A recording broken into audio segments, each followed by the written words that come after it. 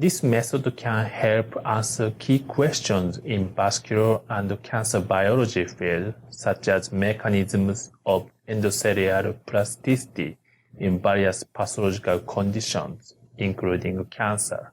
The main advantage of this technique is that robust induction of in vitro EndMT is accomplished by treatment with TGF-β in MS1 endothelial cells.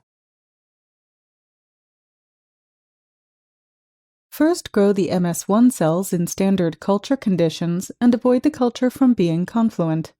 Next, on a 10 cm dish, wash the MS1 cells with 1,6-phosphate buffered saline. Then add 1 ml of trypsin to the plate and incubate the plate at 37 degrees Celsius for 5 minutes. Then add 9 ml of culture media to the trypsinized cells for detachment. Then collect the trypsinized cell suspension in a 15 ml tube. Centrifuge the cell suspension at 300 to 400 times G for 5 minutes at room temperature. Next, use an automatic cell counter to count the number of viable cells. Then plate the MS1 cells on uncoated standard culture plates for long-term culture.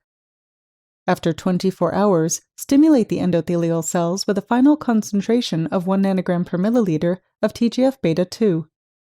Then incubate the culture plate at 37 degrees Celsius with 5% carbon dioxide. After 48 hours of treatment, replace the medium with fresh pre-warmed culture medium containing TGF-β 2.